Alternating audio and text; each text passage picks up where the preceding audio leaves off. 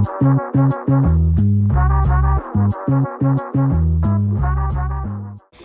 was founded in 1985 by Kenneth Lay as a result of a merger between energy firm Internorth and utility company Houston Natural Gas.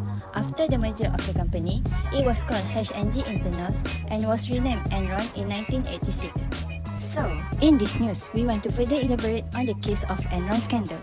Enron scandal is a series of events that ended in the bankruptcy of the United States Energy, Commodities and Services giant Enron Corporation in 2001 and the collapse of Arthur Andersen LLP, which is one of the largest auditing and accounting firms. The collapse of Enron, which had more than $60 billion in assets, involved one of the largest bankruptcy filings in the US history, and it sparked much debate as well as legislation aimed at improving accounting standard and practice in the financial world.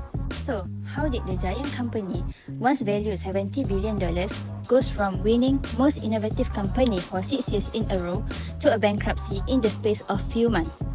Here is the story of fraud, corruption, and the serious mismanagement.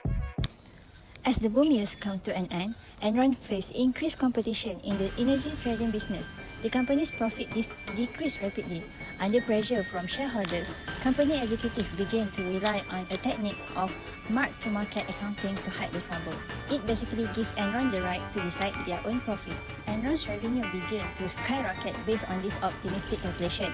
As Enron also invested hundreds of millions more into projects in the US and overseas, they were able to hide these losses behind the fast estimation of the new assets value. Not only that, Enron would transfer the troubled operation to its SPV to cover any reported losses.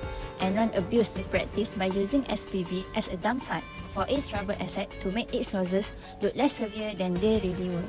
Moreover, after the crashing of the dot-com bubble in 2000, it hit Enron's asset hard.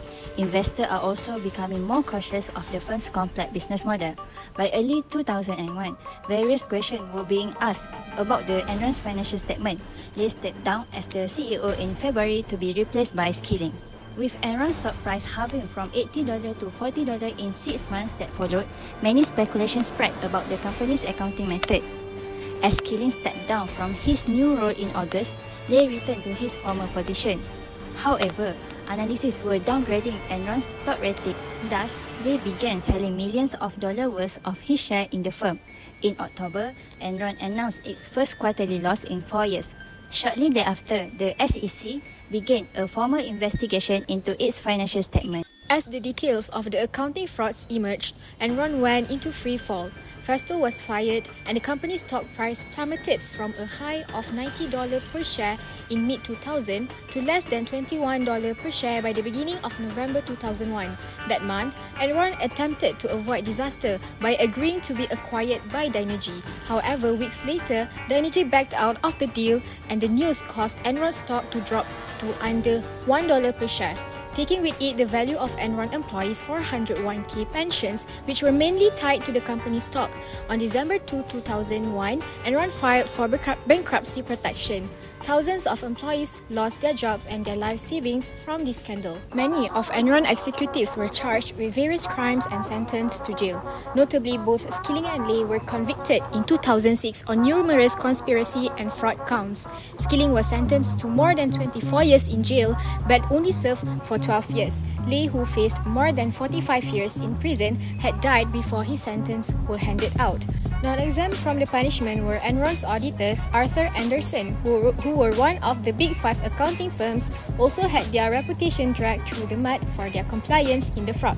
They were found guilty for destroying documents that were relevant to the SEC, which was caused to void their auditing license and leave the firm with no choice but to close.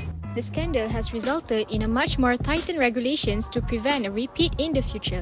The Sarbanes-Oxley Act were created to oversee audit reports for public companies and strict controls on what services these auditors could provide. The most important part of the Act is it is imposed harsh penalties for destroying, altering, or fabricating financial records. Some of the takeaways from the case are the importance of transparency in financial reporting. Enron's financial statements were famously difficult to comprehend with complicated structures and transactions that made the understanding of a company's true financial status virtually hard for the outsiders.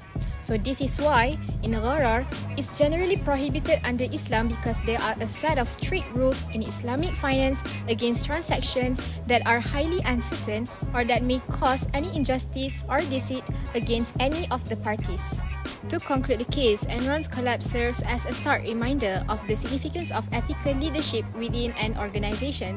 Not only that, the ethical standard to which Islamic business operates reflect the same principles of the Quran, which every Muslim is expected to follow in every aspect of their life. Islamic business must operate on a basis of fairness and integrity while treating everyone equally.